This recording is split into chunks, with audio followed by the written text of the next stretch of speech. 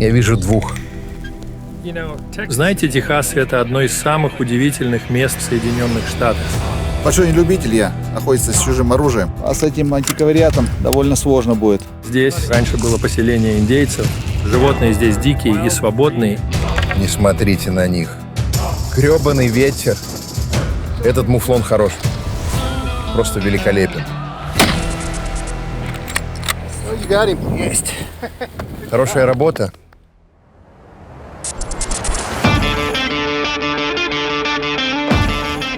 Трофейный охотник Сергей Мазуркевич отправляется в Соединенные Штаты Америки. Здесь, на бескрайней техасской пустоши, он намерен выследить и добыть два уникальных горных трофея: неуловимого красного барана и предельно осторожного армянского муфлона. Отличная охота.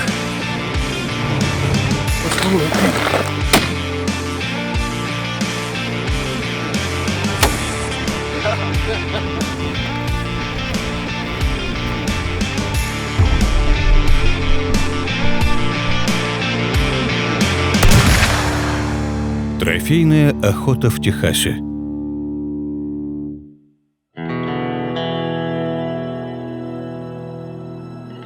Огромные просторы штата Техас охватывают несколько регионов с самым различным климатом и невероятно разнообразным животным миром.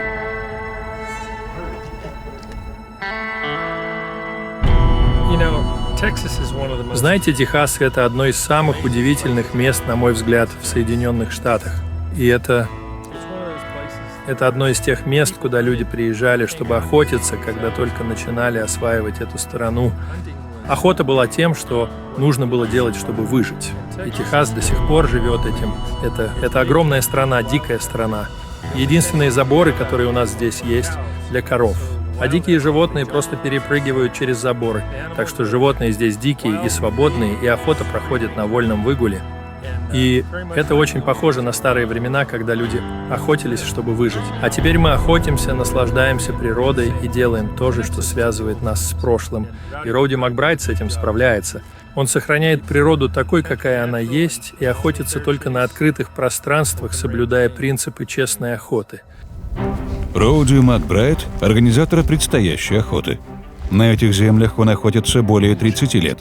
Как сообщает его сайт, успех организованных им охот составляет 99%. В 1977 году в рамках подарка штату Нью-Мексико от Ирана было передано несколько видов животных, среди которых были красные и армянские бараны.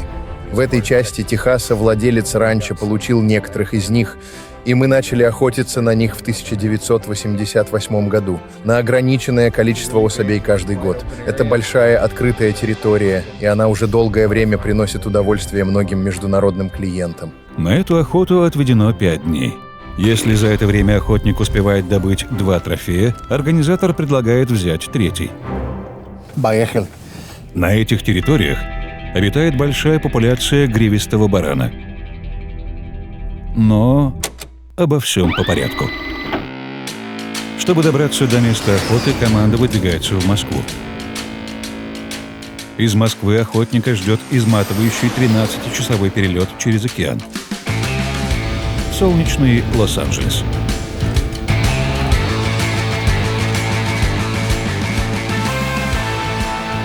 В Лос-Анджелесе у охотника есть около 6 часов до следующего самолета, который доставит его в Эль-Пасо, штат Техас. Там его должен встретить Джон Мур, один из организаторов охоты. Свободное время можно потратить на знакомство с городом.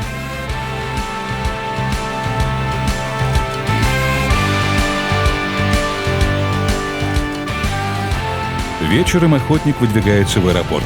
Спустя 50 минут после взлета самолет приземляется в Эль-Пасо. Сложно длинный перелет. Екатеринбург, Москва, Москва, Лос-Анджелес, Лос-Анджелес, Эль-Пасо. Джон нас встретил. Я искал вас внутри. Как ваши дела? Я Джон. Сергей. Приятно познакомиться. Мы готовы выезжать. Пока мы в дороге, вы можете поспать. Теперь нам предстоит проехать порядка 4 часов, и мы прибудем ранчо, где нам предстоит охотиться на красного барана и армянского муфлона. Спасибо. Чтобы не тратить время, перекусить решили прямо в автомобиле. От Эль-Пасо до охотничьей хижины предстояло проехать 290 километров. Большая часть маршрута проходит вдоль границы с Мексикой. Эль-Пасо находится очень близко к Мексике. На границе. Паспортный контроль. Все автомобили, проезжающие тут, подлежат проверке. Ваш паспорт. Проезжайте, все в порядке. Хорошо, спасибо.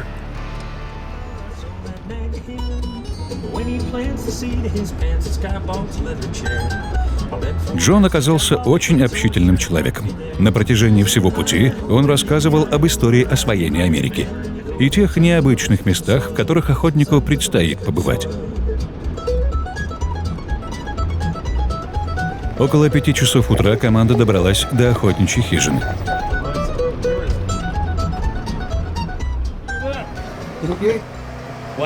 Хозяина на месте не оказалось. Роуди Макбрайд находился за 1000 километров отсюда, в Лас-Вегасе, на ежегодной церемонии награждения трофейных охотников. Мы, в принципе, так и договаривались, что у нас будет целый день для того, чтобы отдохнуть, акклиматизироваться, произвести пристрелку оружия. На своем личном 4-местном самолете Роуди прибудет только вечером, а это значит, охота начнется завтра.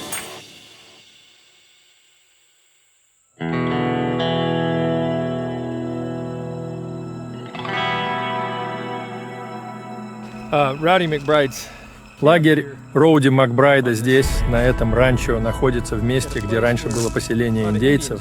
Здесь можно найти каменные наконечники стрел. Они валяются повсюду, прямо на земле. Вон в том направлении есть водоем. В такой пустынной местности, как эта, индейцы всегда разбивали лагеря поближе к воде. А у подножия этих скал есть родники, где из-под земли выходит вода. И индейцы разбивали здесь лагерь, защищенный от ветра. Индейцы прекрасно знали, что делали. Здесь хорошее место, тихое место, ни звука. Мы находимся в многих и многих милях от дорог, самолетов и поездов.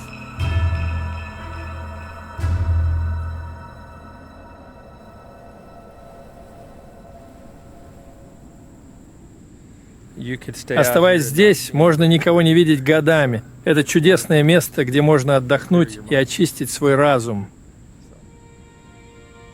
Из-за непростой логистики Сергей в этот раз решил не брать свою винтовку. Большой любитель я охотиться с чужим оружием.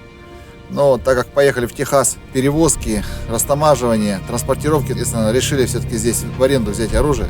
Прицел Сваровский, Блейзер. Я так понимаю, лет 15 как минимум этому Блейзеру. Но будем рассчитывать на качество немецкое. Это первый и второй выстрел. Карабин легкий, неустойчивое положение. Если находится прибит 100% на 100 метров. Сергей профессионал. Я понимаю, что он делает. Он пытается получить устойчивую платформу. Я считаю, что винтовка стреляет довольно хорошо. Просто, наверное, это не самая удобная позиция для стрельбы. Как хорошо со своим оружием. 300-500 вообще не расстояние. А с этим антикавариатом довольно сложно будет. Ну, на то она охота интересная. Я думаю, это, наверное, точнее отражает его стрельбу. Это, скорее всего, ветер. Самое важное, что было проверить, это падение на 300 метров, чтобы стрелять на вынос, так как прицел не предполагает барабанную поправку, только на вынос. Но зато она легкая, на килограмма 3. Носить ее завтра будет легко, не то что мою 9-килограммовую. Главное понимать вертикальную поправку и насколько пуля падает на дистанции 300 метров. 200 метров это будет 10 сантиметров, а на 300 метров 21 сантиметров, соответственно, если стрелять в холку, как раз по центру, по месту пуля пролетит.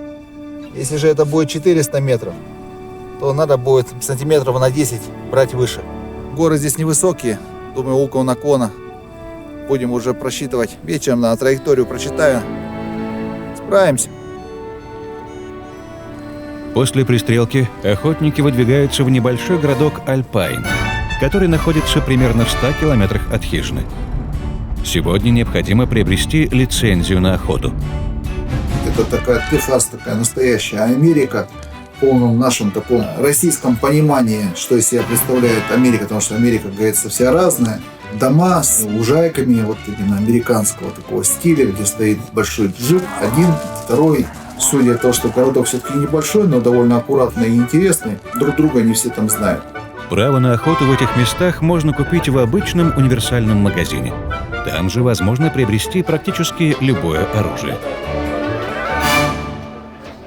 Помимо стандартных данных, которые заполнялись в лицензии, потребовалось еще заполнить цвет глаз, чуть ли не цвет волос, в какую сторону ты смотришь, косой ты, не косой. И зачем это все делать, в принципе, непонятно. Но все эти данные почему-то в эту лицензию записали, мы заплатили, не помню, кажется, порядка $60 за эту лицензию, нам выписали такой квиточек, который разрешал нам 5-дневную охоту и в этих краях.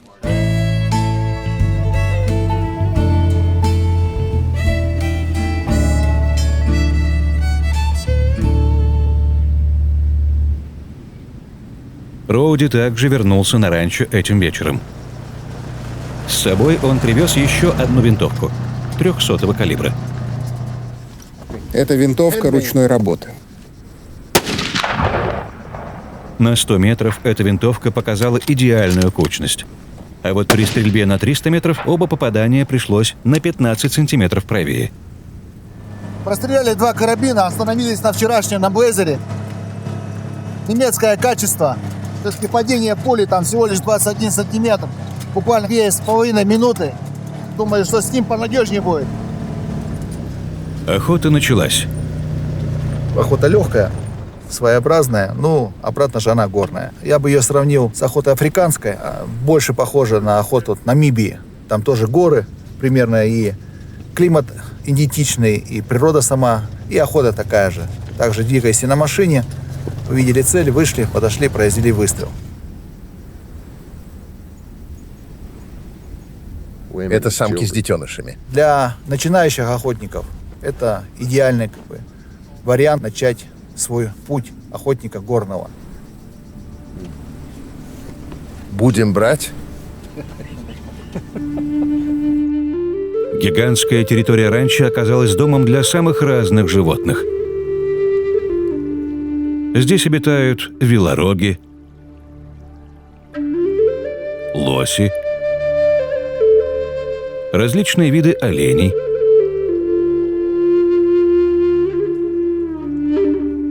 ошейниковые пекари. Кстати, один из этих необычных зверей живет на заднем дворе хижины. Дай ему конфету. Старик Уэйн приручил его и теперь без остановки откармливает конфетами. Вкусная конфета. Мое маленькое дитя. Но похоже, что больше всего в этих местах особей гривистого барана. 43 штуки насчитал я. Под полтинник гривистого барана с той стороны, с той стороны. Достаточно много, и не пуганые, не реагируют на человека. Если армянский муфлон, как только увидел нас, сразу встал на ногу, то гривистые бараны так неохотно двигаются от нас. Климат им подходит для размножения. Так же, как красный и армянский, этот баран не коренной обитатель Техаса. Несколько особей были завезены из Южноафриканской республики. Благодаря прекрасному климату все интродуцированные животные чувствуют себя как дома. Хороших самцов тут нет, самки и детеныши. Вроде говорит, что маленькие. Большого нету. Но есть интересные экземпляры. После того, как закончим, может быть, и на гривистого барана тоже подпишемся.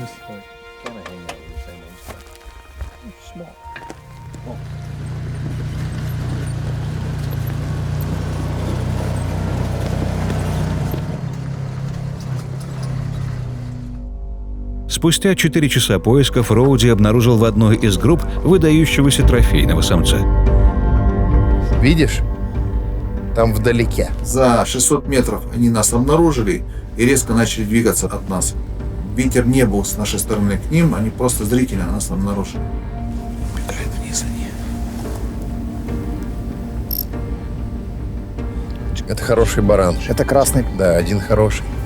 Роуди предложил постоять, подождать, так как был обед, и они где-то должны были остановиться, начать или отдыхать, или жировать. Я могу остаться здесь и наблюдать. Ой, нет для тебя работенка. Хорошо. Они спокойно стоят. Я думаю, они скоро лягут спать. Аутфитеры принялись определять план подхода. Было решено подходить к стаду сверху, по правому склону каньона. Давай сделаем это для фильма. Мы весело проводим время. Потенциальную проблему представлял ветер. Он был слабый, но дул четко в направлении баранов. Обоняние горных копытных очень острое. Ветер. Грёбаный ветер. Если ветер усилится, охотники непременно будут обнаружены. Останусь здесь наблюдать за баранами, а вы, ребята, обходите их с другой стороны. Я дам вам знать, если двинутся. Бараны лягли, будем подходить с левой стороны, как раз сверху будет позиция довольно удобная. Они пасутся, половина лежит.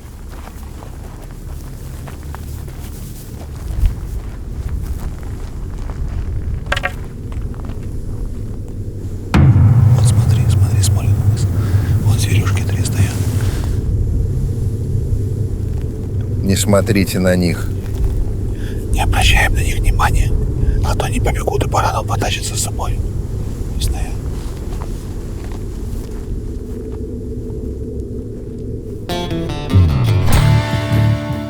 Считается, что красный баран – это помесь армянского муфлона и транскаспийского уриала. Поскольку это гибрид, внешние характеристики могут сильно разниться. Красный баран носит это название благодаря цвету шкуры. Этот цвет обычно варьируется от ярко-рыжего до светло-коричневого. Высота красного барана в холке 80 сантиметров, а средний вес всего 50 килограммов. Благодаря своим размерам это некрупное животное – самая сложная цель на этой охоте.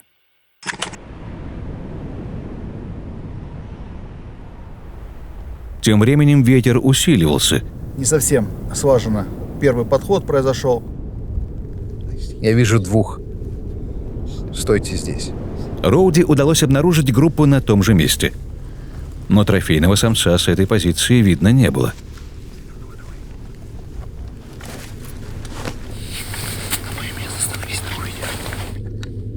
Сергей держал барана на прицеле и уже был готов произвести выстрел. Но пока оператор спускался, чтобы занять более выгодную позицию для съемки, животные почувствовали опасность и ушли.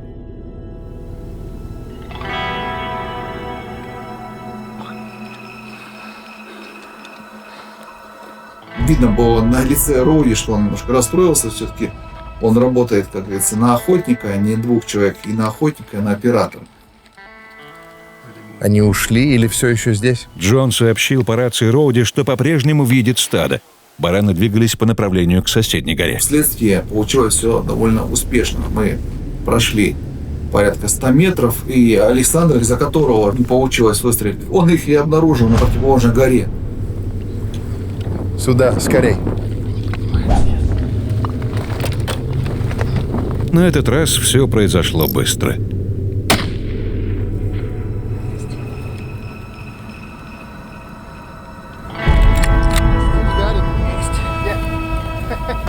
Хорошая работа. Оу, камера. Да-да, все хорошо. Буквально 300 метров, он только остановился сразу на вынос. 20 сантиметров, как пристреливал. Хороший винтовка. 330 метров. Немецкое качество. Красный баран был взят. Одним точным выстрелом. Нашел. И охотники поспешили забрать трофей.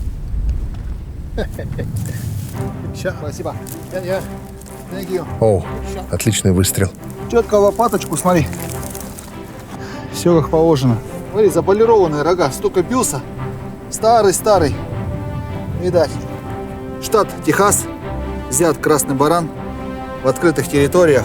Сложно было пройти. Они, видать, уже знают шум баги. Сразу встали на ногу. 9 штук было. Среди них 1 только был самец, остальные самки с детенышами. На расстоянии 335 метров произвел выстрел. Но я выстрел делал на вынос, так как на этом карабине отсутствует понимание барабанов. Он пристрелил на 100 метров, целился прям вверх холки. Соответственно, на 330 метров, как и предполагалось, на 25 сантиметров произошло падение. Я не мог видеть баранов, но я видел Сергея, видел, как он стрелял. Бараны были на другой стороне. Хороший баран. Вроде говорит, что 8 лет. Ну, рога такие, ну, уже потертые хорошо. Первый трофей – красный баран. Произвели разделку трофея, собрались и уехали на базу. Поехали.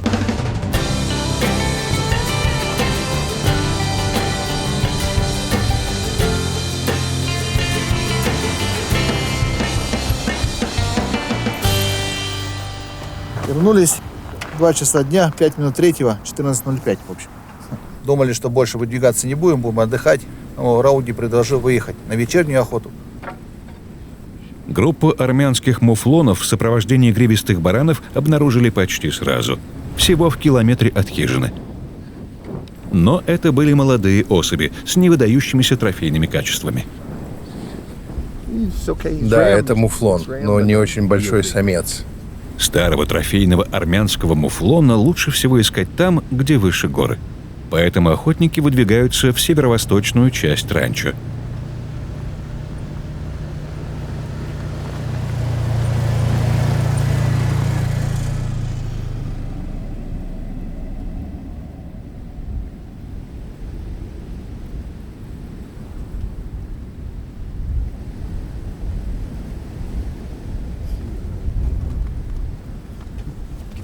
Возьму глаз побольше.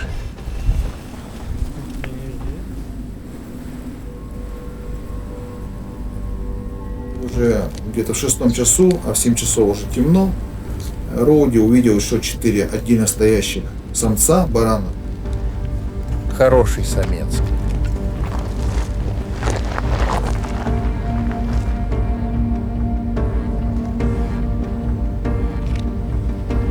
Он хорош.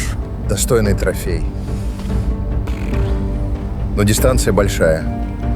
Но в этот момент произошел такой казус, что у меня дальномер отказывался показывать дистанцию. То есть он не работал. Первый раз на охоту не взял второй дальномер. Я думаю, в аэропорту могут возникнуть вопросы, так как дальномер военный, взял только бинокль, лейку.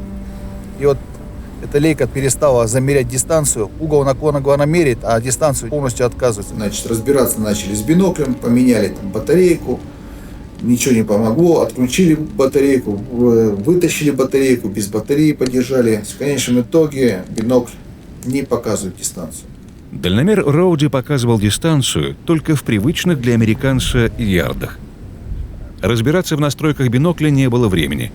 И чтобы ориентировать охотника, аутфиттер воспользовался конвертером величин. Дистанция была 900 метров. Значит, решили делать подход. Мы не можем пойти через гору. Бараны нас учуют.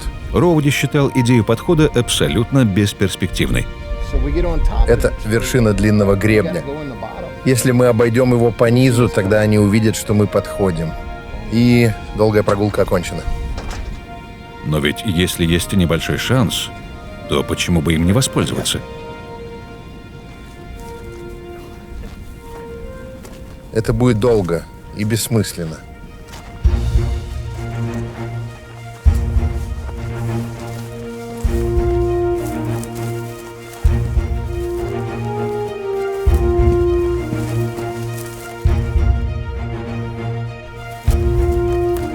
Пока охотники поднимались по склону, вокруг них то и дело сновали туда-сюда ошейниковые пекари. Кажется, тут их были десятки.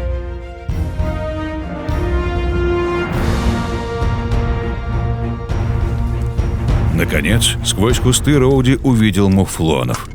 Как он и предполагал, они заметили приближающихся людей и начали уходить. Ты их видишь?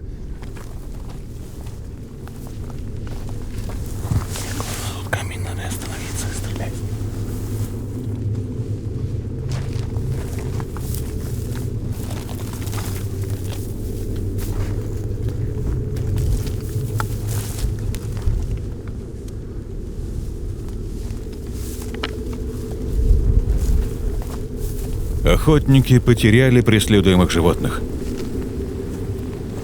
Аутфиттер связался с Джоном по рации, но тот также не видел муфлонов. Когда мы вышли на возвышенное место, на противоположном склоне на горе увидели, что они двигаются. Наконец, все 4 барана были обнаружены на противоположном склоне. К этому моменту дистанция составляла уже более 300 метров. Для того, чтобы попасть в цель на таком расстоянии, необходимо занять максимально устойчивое положение. Кроме того, ветер постоянно усиливался. После того, как Роуди высчитал все-таки в метрах, сказал, что дистанция 370 метров. Этот муфлон хорош, просто великолепен. Занял позицию, положил карабин на рюкзак, но сам буква такой зю лег.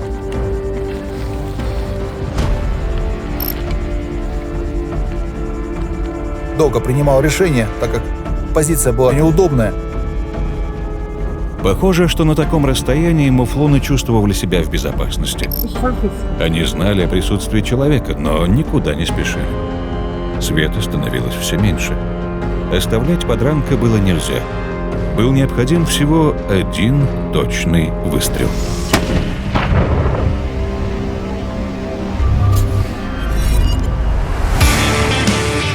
Когда подошли, видели кровь, но барана не было. 1-1.